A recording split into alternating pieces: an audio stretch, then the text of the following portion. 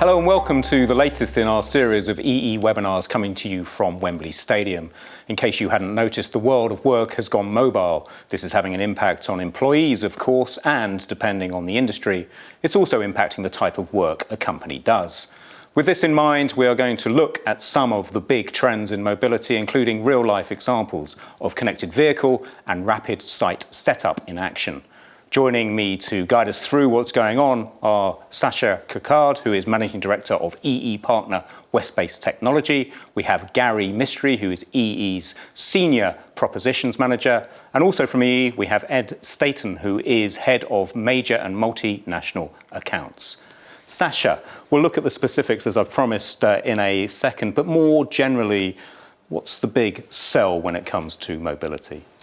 Well, it's mainly the widespread availability of 4G becoming a reality in the UK, and that's really helping businesses take their centralised work out to the edge of their network. So in the case of vans that are on the road, they can really take office applications out to the environment that they're working in. Why does 4G matter so much? So 4G provides us with better access speeds and an experience from a user's perspective that is very similar to being sat at your desk. And that's really the big step change that's really driven the adoption. So if I was to ask you what the major trend is in mobility, might that be the answer?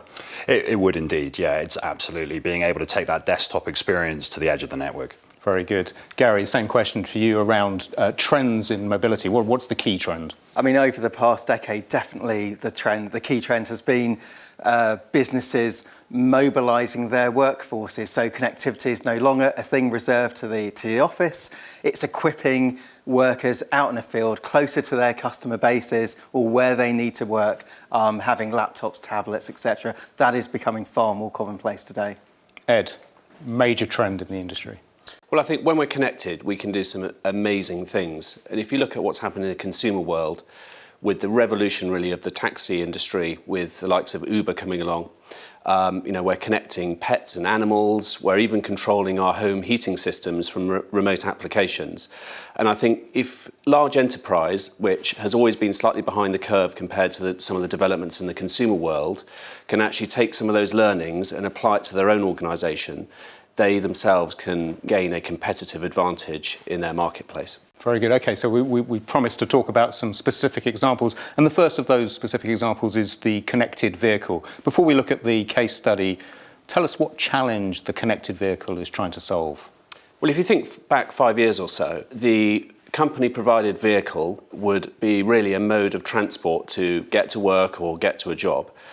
These days, it's really become an extension of the workplace, an extension of the organisation's factory, whatever it may be. And, in fact, last week only I had my car windscreen replaced and a van comes out and in there he's got a complete workshop and also he has a number of connected devices in there.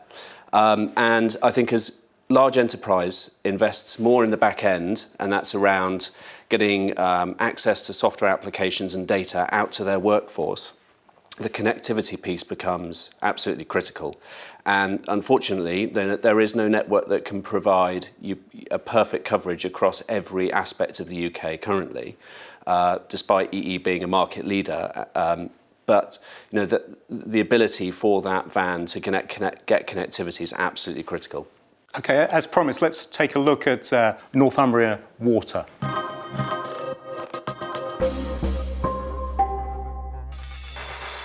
EE connected vehicles transform the way we're able to work. My van now has its own 4G EE Wi-Fi connection through a ruggedized signal booster and router. It gives me super fast, super reliable internet connection wherever my work takes me. It was important for us that the hardware was designed from the ground up to be fitted into a vehicle. It had to be robust and unobtrusive in the van. The vans are very full of equipment. They had to work in all weather conditions. We work 365 days of the year. It's important to us, bearing in mind we could have 970 vehicles fitted with this kit, that we had a single supplier that managed the whole contract for us. We didn't want to go to a partner for the telecoms and a partner for the kit or anything like that. And also a partner that we could innovate with, and we see EE as that strategic partner. So Sasha, there we had a very specific example. How might we apply that elsewhere? So the interesting part about the Northumbrian water case study is everybody assumes that 4G is really highly available in metropolitan areas, but they work in very rural environments, and it's really about taking the solution that EE have put together and proving its use in all environments. So it really does help them service their customers better. That's interesting, all environments. I mean, because that's great for a utility which is in all environments, but how might that apply to other sectors? So in other sectors, I think we're seeing a more connected approach to everything we do in work today. And if we were to take roadside assistance as an example, cars need to be diagnosed. Cars are becoming more technological on a day-by-day and a year-by-year basis. And effectively, that requires computing to analyse what might be a fault that can be solved at the roadside. With the 4G connected experience, we can obviously enable them to be able to do that. So Gary, we've heard about the specific example, we've heard about some of the application of the technology. Let's talk about the technology itself. Okay, so connected vehicle for me is essentially bringing together best-of-breed components. So a really high-grade antenna that sits on the roof of the vehicle, a router inside the vehicle, and essentially that serves and it converts that vehicle into a Wi-Fi hotspot, a really powerful broadcast of Wi-Fi. So for customers like Northumbrian, this is what they're looking for. They're looking for that easy way to provide good, reliable connectivity for their field engineer. So one of the really interesting things of that case study we just heard about was, of course, they want the coverage of the mobility. They want the connectivity wherever they are. In a sense, that's a given, and that's a really important aspect. But one of the things that I was surprised about, I guess, was the fact that one of the issues they have is the lack of space in the vehicle. Yeah, so the solution really has to be fit for purpose. So the router itself, it's really compact, and that's important for these guys. They've got a lot going on in their vehicle. It can't take up a lot of space. It's fit for purpose in the sense it's resistant to vibrations, to voltage spikes, to temperature variations, etc. But also as part of the solution, it's not just the equipment itself. It's the full support wrap. So you heard Alan talk there about them having a fleet of 970 vehicles. Now, to roll out this kind of technology over that number of vehicles, they need a solution which really gives the complete support, so they know if there's any problems, there's a 24/7 support which can come and sort it for them. Okay, so Ed, we've heard about one particular application, the connected vehicle. Let's talk about a second application of the technology, Rapid Sight. Again, what is the challenge that Rapid Sight is trying to solve? So here we are today in Wembley Stadium. Now, the interesting thing about Wembley is when the new stadium was built, the developer at the time incurred project overrun costs of circa £14 million. Now, the connotation there for Rapid Sight setup is every day a project overruns, there's potentially tens or hundreds of thousands of pounds worth of fines at the end of the project. If you can start the project earlier, every day you get in, it shaves time off the end. So and one of the most important components of getting the project up and running is the connectivity. Because without connectivity, you can't push down vital information to the site, such as building schematics, health and safety information, lone worker capability. So by working with EE to actually get 4G coverage into the site really early, it then allows the construction site to get up and running and actually do what they're there to do, which is to build. Okay, so that's one concrete example of Rapid Sight in action. Let's have a look at another example, Jackson Civil Engineering. Major work that we do is river defence work, tidal defence work. In the past, it might take us 3 months to get a telephone line in. What attracted us to Rapid Sight from EE was the speed that they could get our sites set up from day one. As an IT manager, the challenges that I face are making sure that the guys on site can get connectivity and transmit information from laptops, mobile phones and tablets. Connectivity to our sites can be a real challenge. If there's no connectivity for our guys on the ground, it almost stops them working completely. We're in here to do some flood alleviation work. What we're doing is building a sea defence wall to protect local businesses and residents from the rapidly rising tide. Working with the Best Business Network makes a real difference to Jackson Civil Engineering. The speed of the 4G network is really important to us because of the files that we transmit. In the past, we've managed to get an 8 megabit per second download speed. With the EE Rapid Sight, we're going to get in excess of 30 and the upload speed near enough 40 megabits per second. The difference is massive. Okay, so Sasha, some examples of broadband speeds, among other things. Again, how might we apply that specific example more generally? It may take several weeks or even months to get a fixed line to especially a rural location, and with Rapid Site it really is a case of being able to deploy within a matter of days, not months. The speeds are something that we've talked about a lot today, and effectively accessing very large files in construction is a very commonplace thing, especially for larger construction projects.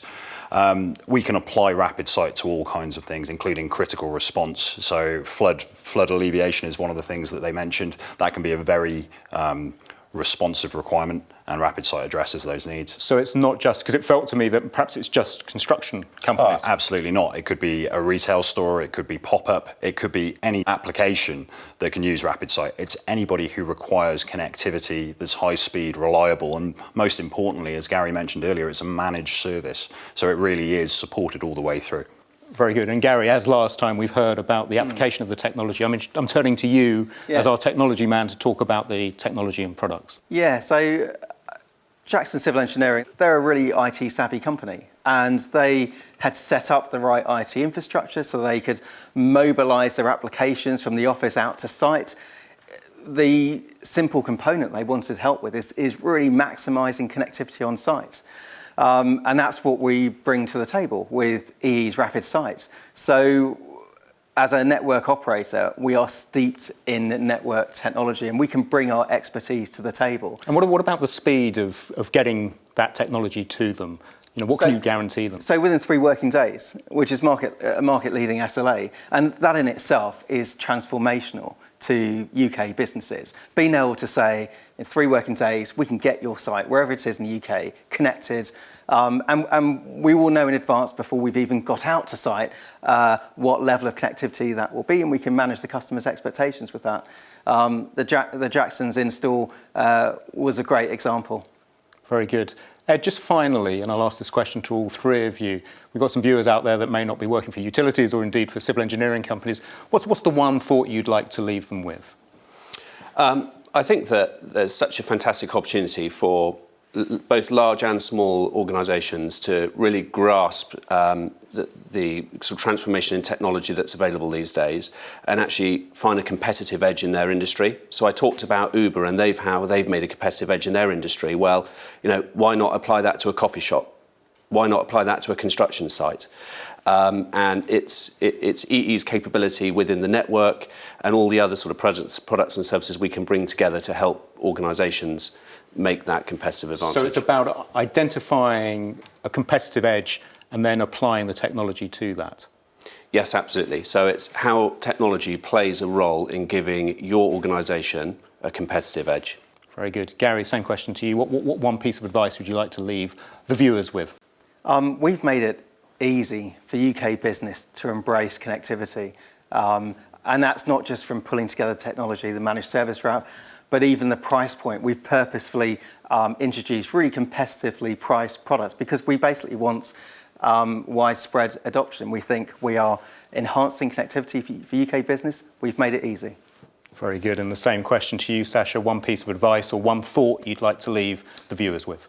Actually sort of leads on from Gary's last point. This proposition has been heavily sort of ratified by teams of experts who've looked at it all the way through, and it allows customers to really concentrate on what they do as a core business whilst allowing EE to think about their 4G connectivity and how they get that to site or indeed mobility. So it absolutely has been sort of thought through. It stops them having to try and jigsaw this back together from their own sites, and how do they support it, how does that fit into their IT infrastructure, and EE really have taken the opportunity to formulate something that addresses those requirements. Sasha, Gary and Ed, thank you all very much, and thank you for watching. Now, we'd love to keep this conversation going beyond today. To find out more about working with EE, do get in contact using the details on the screen now. Until next time, thanks for watching.